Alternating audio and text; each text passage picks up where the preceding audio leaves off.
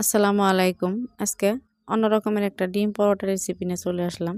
তো এটা বানানো যতটা ইজি, খেতে কিন্তু ভীষণই মজা। আপনারা এটা রুটি বেলাবেলির ঝামেলা ছাড়াই খুব ইজিলি বানাতে পারবেন।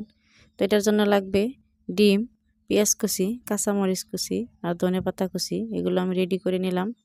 এরপর আমি একটা প্যান বসিয়ে সেখানে তেল গরম করতে দিয়ে দিছি। তো তেলটা গরম হয়ে গেলে আমি এখানে দিয়ে দিলাম পেঁয়াজ কুচি, তারপরে আমি কাঁচামরিচ কুচিগুলো দিয়ে দিলাম। তো এটা আমি হালকা এভাবে তেলের সাথে ভালো করে নাড়াচাড়া করে নিব। তো পেঁয়াজটা হালকা নরম হয়ে আসলে এখানে আমি গুঁড়া মশলা দিয়ে দিব। প্রথমে আমি দিয়ে দিলাম পরিমাণ মতো লবণ, তারপরে হলুদের গুঁড়া, জিরার গুঁড়া আর ধনিয়ার গুঁড়া দিয়ে দিলাম।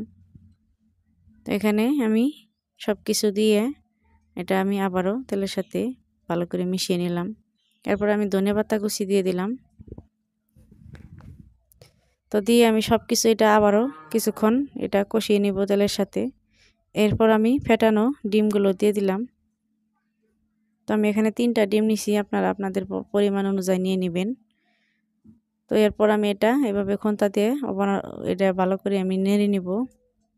তো এভাবে দেখবেন, এভাবে করে আপনারা নাড়তে থাকবেন। তো এভাবে করে নেড়ে এটা ঝুরো ঝুরো করে নিব একবারে।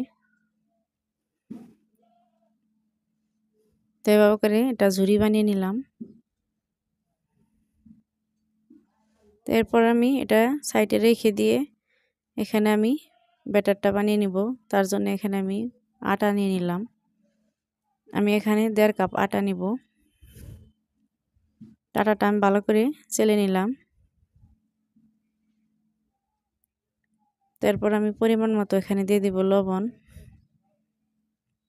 তারপর আমি এখানে পানি দিয়ে এটা পাতলা ব্যাটার বানিয়ে নিব। তো আমি যে কাপে আটা নিছিলাম সেই কাপ দিয়ে এখানে পানি দিয়ে দিব। তো প্রথমে আমি 1 কাপ পানি দিলাম। তো আবারও আমি আরও 1 কাপ পানি দিলাম। দিয়ে এটা হ্যান্ড ব্লেন্ডার দিয়ে এইভাবে ভালো করে মিশাবেন। তো দেখুন আমি আবারও আরও 1 কাপ পানি দিয়ে দিলাম। তো আমি এখানে টোটালি 1.5 কাপ আটা নিছিলাম, আমি 3 কাপ পানি দিয়ে দিলাম। তো এভাবে করে এটা অনবরত হ্যান্ড ব্লেন্ডার দিয়ে এইভাবে নাড়তে থাকবেন। দেখবেন নাড়তে নাড়তে একটা স্মুথ ব্যাটার হয়ে যাবে। তো এরকম খুব বেশি পাতলাও না আবার ঘনও না, একদম চিতই পিঠার ব্যাটার যেভাবে বানান সেইভাবে বানাবেন। তারপর এটা দেখুন এইভাবে আমি আপনাদেরকে দেখিয়ে দিলাম। তো তারপর আমি একটা প্যান গরম করে এখানে তেল ব্রাশ করে নিছি।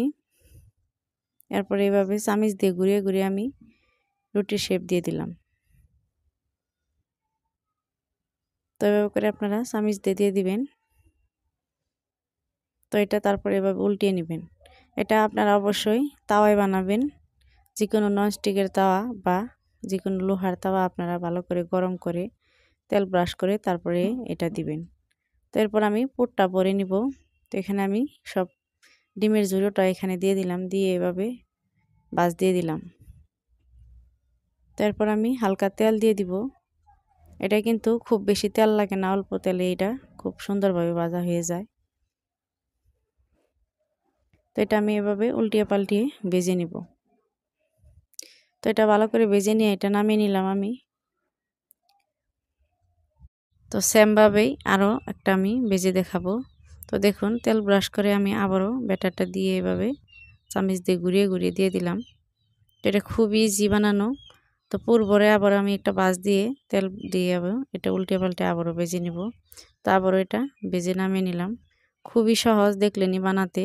তো আপনারা অবশ্যই এটা বানাবেন, আর খেতে ভীষণই ভালো লাগে, বাচ্চাদের খুবই পছন্দ এটা। তো ভিডিওটা ভালো লাগলে লাইক সাবস্ক্রাইব করে যাবেন। আল্লাহ হাফিজ।